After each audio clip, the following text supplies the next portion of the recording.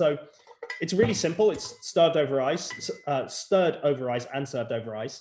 And I've just got a couple of different flavor notes, accents that are really looking to pull out those kind of aspects of this shochu.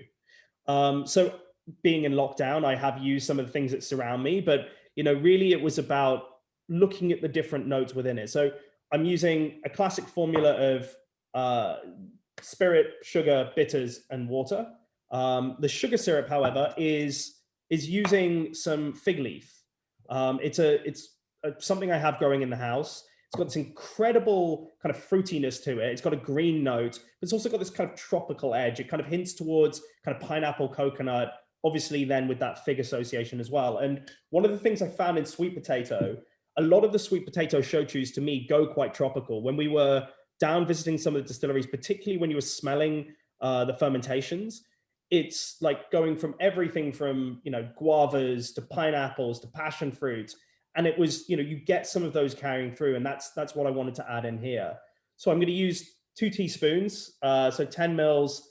Again, apologies for those in the US. I'm not great with my conversions, but it's just under half an ounce. I'm going to use some Peychaud bitters, a little touch of kind of anise that I think helps bridge it round. So quite a heavy dose, 5 dashes of some Peychaud.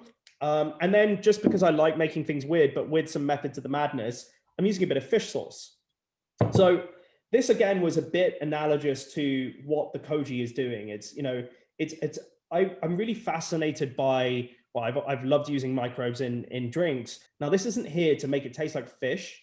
It's actually there it's kind of a garum, like using like a soy sauce or one of those complex things that's been created by bacteria. This adds an amazing savory note in the background. It's a little bit of a funk. So by itself, it does have that big punch, but actually what it's doing is lifting that savoriness from within the shochu. And it actually brings this incredible kind of fruity pop. So I'm going to try and not dump a ton in, but it's actually 3 dashes, which is about a drop of our fish sauce. And I'm using what's a high nitrogen one. So it's a 40N is the style, but really a good quality fish sauce will do what you need it to do. And then finally, I'm going to use 2 ounces or 60 mils of our sweet potato shochu. And again, because it's a slightly lower ABV, I don't need to do lots of dilution at this stage. It's really just opening the spirit out and making sure that it's completely kind of homogenized as a mix, but also bringing in that chill. So stirring it down over ice, and really kind of allowing those kind of elements of the sweetness, the bitterness, that little touch of funk in the background to start to lift out from the spirit. So a short stir, and then we're going to strain this into a frozen glass over a big hunk of ice. It takes on a really nice kind of pink hue because we're using kind of a heavy dash of the Peychaud. And again, I've got some grapefruit growing in the house. I've got a little 4-season orange. I'm just going to scratch the skin and drop it on top. And I suppose it's like a little nod to the kind of citrus peel you'd express over the top.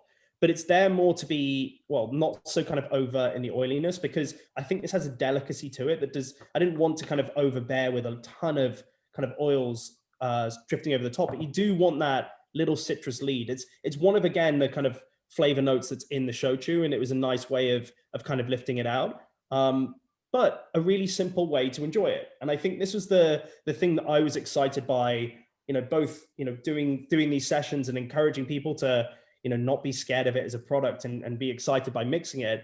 But to really show that there was a lot of opportunity in how to mix this, thinking of it both as a white spirit and as something with a ton of richer flavors and textures.